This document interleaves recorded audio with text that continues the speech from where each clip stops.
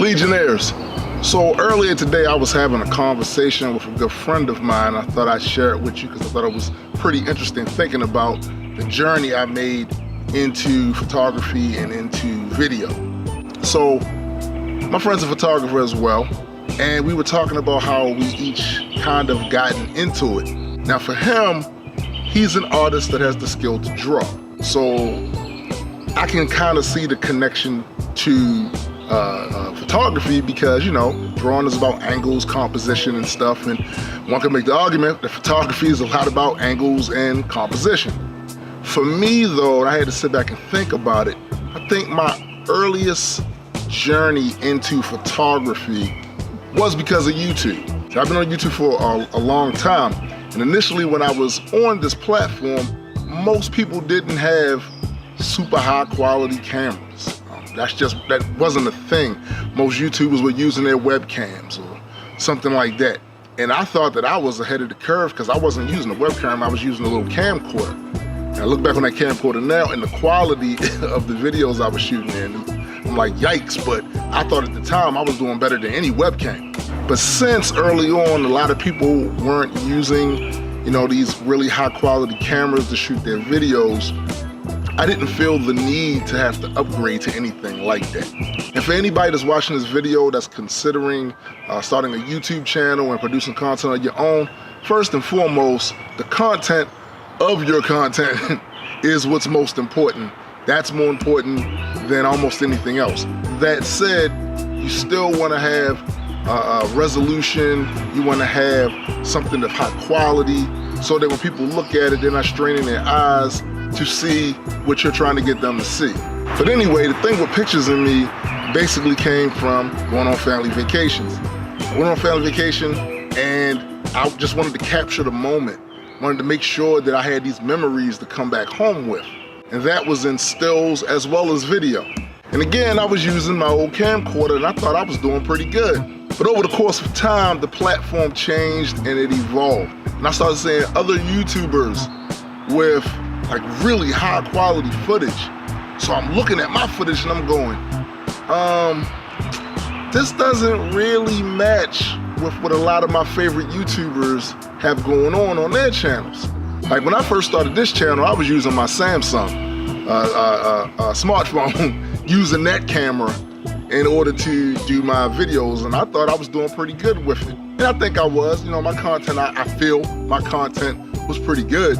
But then I would look at other YouTubers that were doing similar content as mine, and man, I mean, their stuff, as far as the way it looked, was easily burying mine.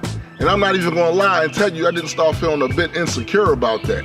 So when I finally had the opportunity to get a camera that could deliver that sort of quality footage, I jumped on it. And it took me a little while to learn it, took me a little while to get off of the auto settings and move into manual and learn how to do that. But I honestly feel like it's definitely been a plus for my channel that I made that move. But it's a funny thing because once I started, you know, started with a better camera, I started seeing all the things it could do. And it made me want to take pictures even more. And one thing led to another, and before you know it, I was taking product pictures for my own company and also started taking pictures for other people in photo shoots and actually getting paid to do it, which was dope. Then I met other guys that were into it about the same as I was, and they had upgraded their camera situation, and it just became a thing. And before you know it, we formed a little business, started doing photo shoots, started creating content and all kinds of stuff. And I found that, because most of you that have come over to the channel from my old channel, you know me for music, I found that a lot of the passion I had for music was kind of transferred into the whole photography and video stuff. So while I still enjoy creating music, I still enjoy creating songs and recording and things, this has definitely, the photography and the videography has definitely like added to my passions. Because I'm the type of person that when I get into something, I try to learn everything about it I possibly can. So I spent the last year just reading tutorials, watching videos about the subject matter. Anywhere I could get any kind of information or data on how to do certain stuff, I went directly there. And that's not unlike how I was with the music, learning how to audio engineer and things like that. So the moral of the story is, There is no moral to this story. I just wanted to share that with you because I thought that conversation was interesting. It helped me work out, things in my own head about how did I get into this in the first place? What was the thing that pushed me into photography and video and stuff? And it was definitely YouTube. Can you imagine how many businesses, how many hobbies have been started just from YouTube, just from content creators sharing their interests and their passions with people that have never met them before in real life. People watch those videos, they get inspired by them, and then they want to try it. Overall, I think that's kind of dope, because we can say a lot of things about YouTube, both positive and negative, but I think that would be in the positive column. That's all for me today, Legion. If you enjoyed this video and would like to be a part of the Legion, just like, share, and subscribe to the Reaper Legion Network and help our growing community become a larger community. And as always, please, geek responsibly.